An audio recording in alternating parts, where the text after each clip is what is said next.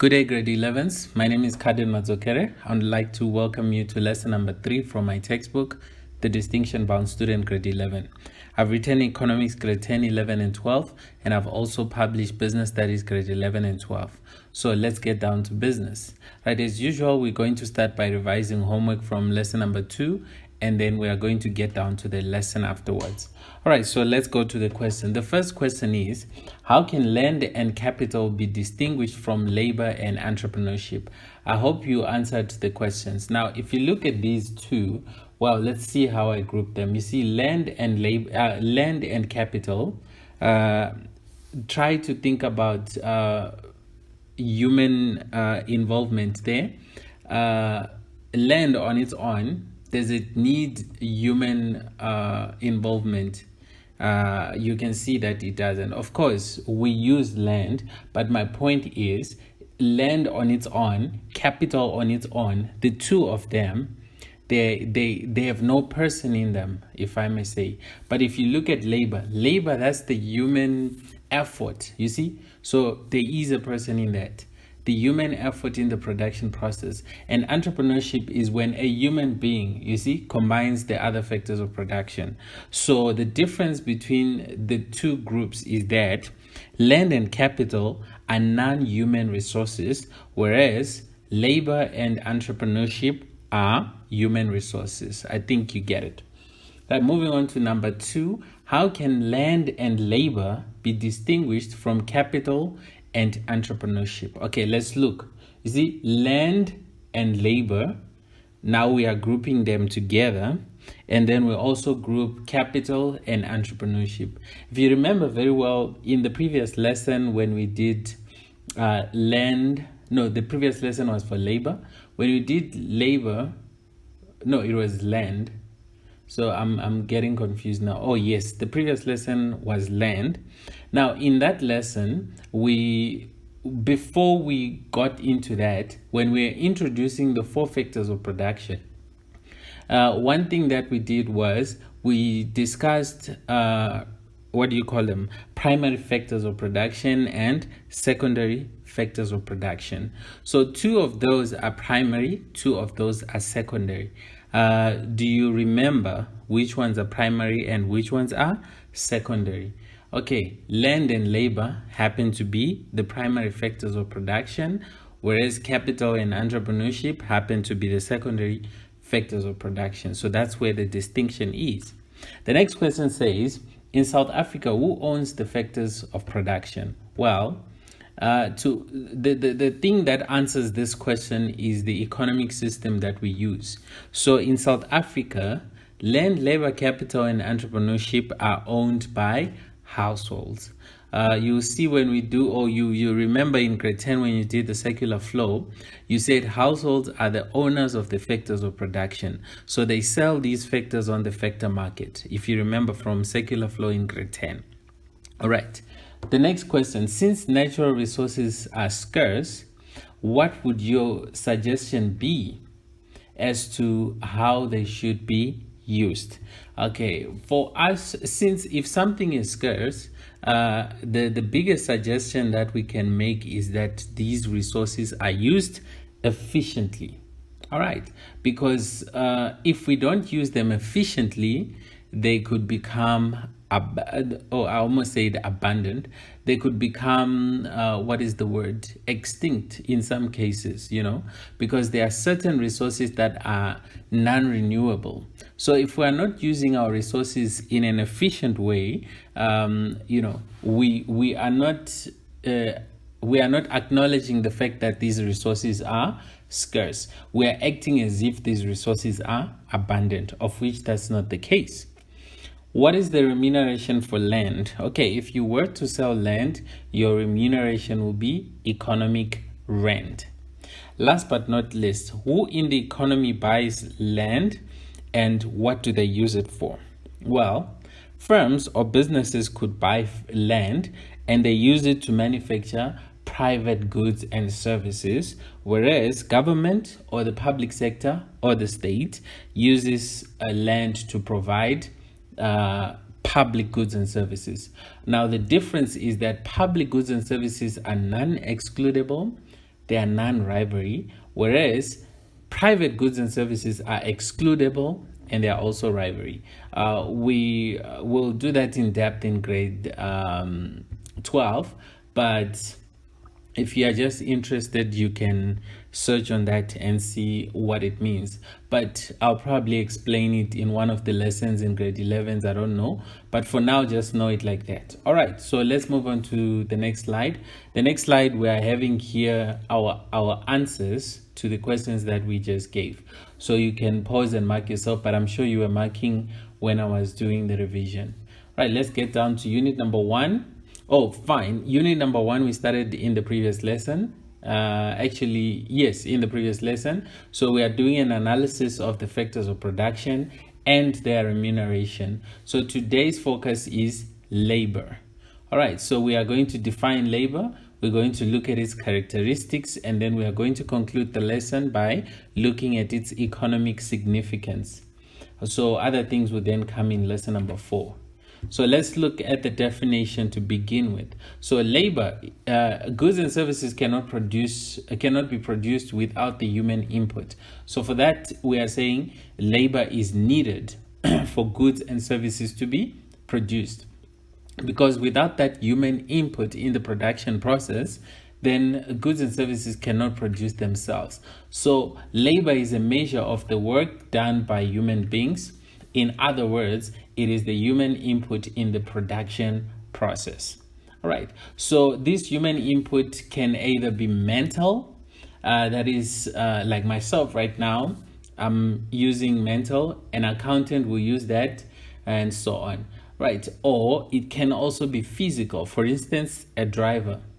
That is physical, or someone who works in construction, things like that. So labor is the human input in the production process. So some people are there mainly for the mental side, like they have to make calculations, they have to make decisions, they have to, you see, that is mental. And other people are there just to be given, let's say, the instruction and then turn left, turn right, or pass me that. Yes, you are at work and you are doing it in a physical way. So we have those two sides. Then it includes all human effort exerted with a view to obtain reward in the form of income. And this the reward, we're going to talk about it when we get to the last part of labor, which is the remuneration that is received for selling the labor. In modern societies, there is a high degree of specialization of labor. Like back then, in primitive times, people had they were not as specialized as they are today. One person could do a variety of things, but nowadays, if you take, for instance, in a production line, let's say where they produce cars, you'll see that one person is just responsible for inspecting that the paint has been applied correctly. One person is responsible for installing, let's say, the windscreen. Just that he does that the whole day. He specializes in installing windscreens. And already you can see that if you do the same thing over and over again, you are going to become an expert. So that's one of the advantages of specialization. So in modern days, we are more specialized than we were in primitive times, in ancient times. All right. Then the quantity of labor depends on the size of the population and the proportion of the population that is able and willing to work, otherwise known as the economically active population. So we also call it the labor force. All right. So our labor force consists of all those people within the economy that are willing and able to work. So this excludes, let's say, people between 0, that is babies. People between 0 and 14, because we say between 15 and 65. So those people are not economically active. Then we have those people above 65. They are not economically active. And then we have people within this age group that sometimes they are disabled, sometimes they are studying, sometimes they are full-time housewives. So all those other people that are not willing, even if in some cases they are able, but they are not willing. So it takes them out of the economically active population. We also have people who are willing, but then the problem is they are not able. So them not being able might be as a result of disability. So deep down they might be willing, but they are not able. So they are not part of the economically active population. The quality of labor is even more important than the quantity of labor, and this is very true. The quality of labor is known as human capital, which refers to the skill, health, and knowledge of the workers.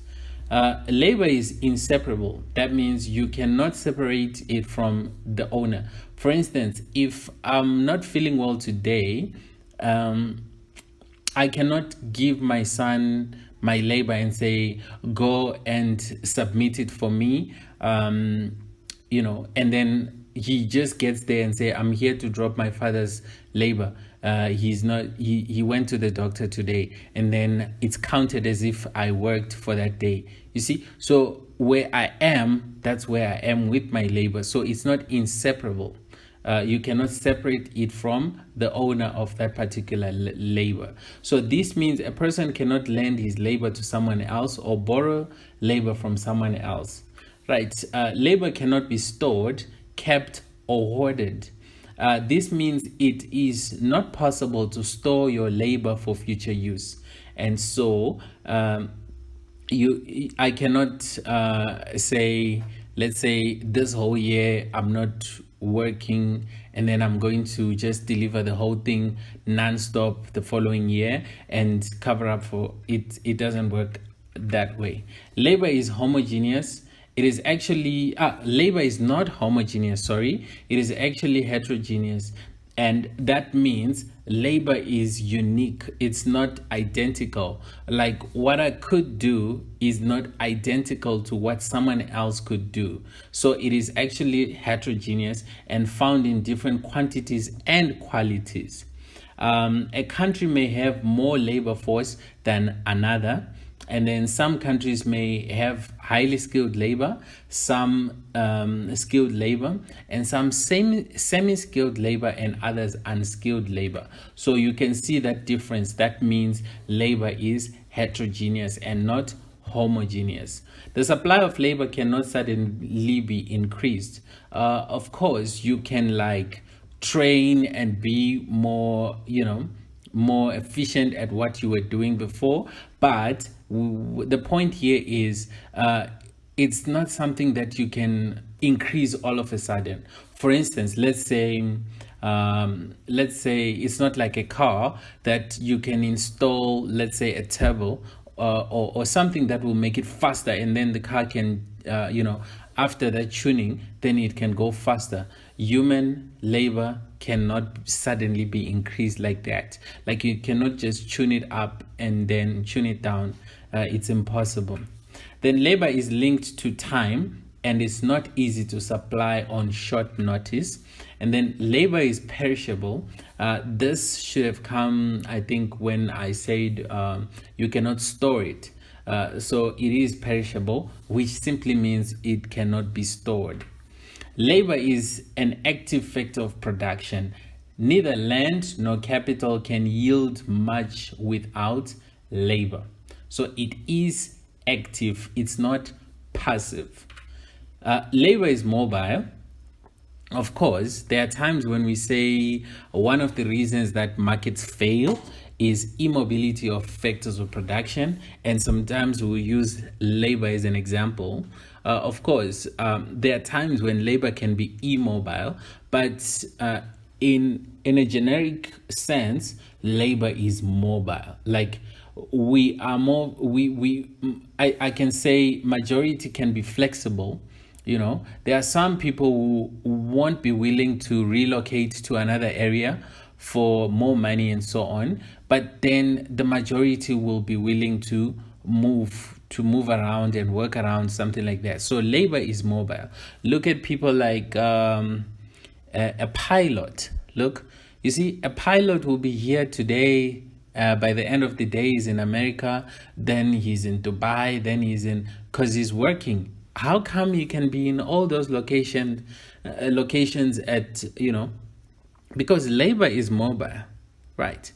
Man moves from one place to another with from a low paid occupation to a high paid occupation, something like that. So labor can be mobile. It's probably the most mobile factor of production. Let's move on to the characteristics.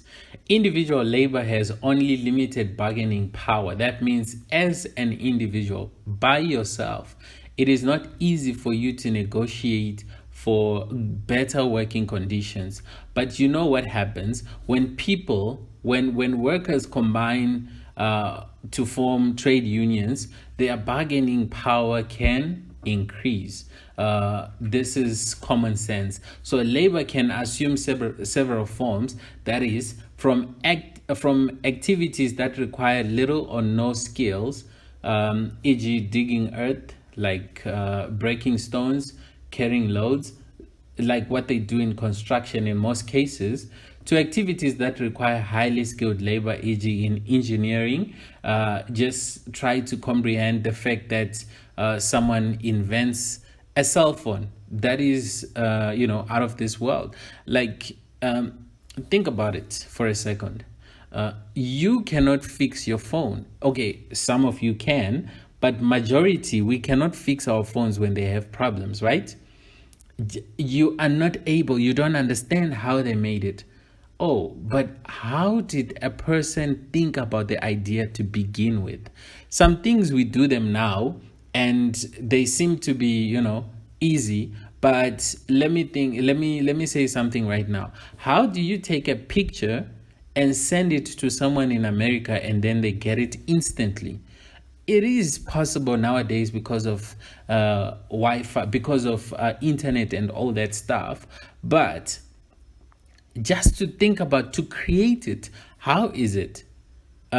You can see then that the people who created the internet, the people who made it possible for us to send pictures, to send messages, to send videos and upload them, all sorts of things, those people are highly skilled.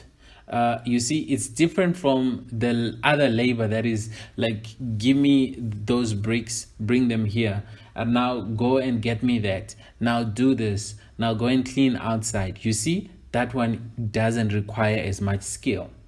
Right, moving on to the economic significance. Production cannot take place without mental or physical effort. So mental on its own is not enough. There has to be physical effort as well. So every economy therefore needs suitable labor force in order to grow.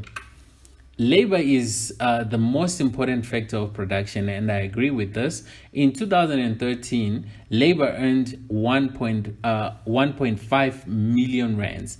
Okay, no, it's not 1.5 million. That will be, we add this million here because it can't be 1.5 million. It's 1.5. Let me see, if we add 3, that will be billion, trillion. So it says here $1.5 trillion, trillion rands, which is 53% of, okay, what I mean, in case I'm confusing someone here, let me try to do something here.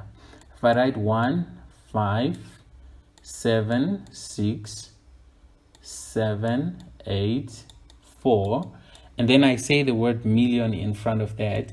In other words, I'm saying 1, 2, 3, and then I'm saying 1, 2, 3. So if I remove the word this million here, I'll replace it with these 3. So this is thousand, this is million, this is billion, this is trillion. So this figure here is 1,576,784,000,000 rands. That's what I mean by that, just in case I confused you. So it contributed that much, which is 53. That means this is more than the other factors combined. That is a lot. So labor brings income by means of salaries and wages to households or consumers. And so that's one of the significances. That means it helps to alleviate poverty in lowering the unemployment rate and the distribution of income more equally to the different population parts or groups. Labor legislations include, among other things, active labor market programs that provide the unemployed with access to job information, skills or training programs, microcredit, and other income generating programs for rural farmers. So this brings us to a new development paradigm. Right? This plan promotes the following, the paradigm that I'm talking about, to stimulate more rapid job creating economic growth in South Africa, to efficiently improve the implementation of economic policy by government, to improve laborer skills by means of SETA's programs, and then SETA stands for Sector Education Training Authorities, to improve demand and supply in the labor market. So a labor market, that's the it's on that factor market. Okay, factor market, the labor market, you find it there, because on the factor market it's all of them combined: land, labor, capital, and entrepreneurship. So on the labor market is simply where businesses and government buy labor, or let me say hire people, okay, affected by skills shortages and unemployment. So this brings us to the end of the lesson. And so as usual, we end the lesson with homework. So question number 1, define the term specialization. I took time to explain that. Define the term division of labor. Name the 3 main economic activities in modern societies. And last but not least, what does the acronym SETA stand for? And I gave you that one. And so thank you so much. I'll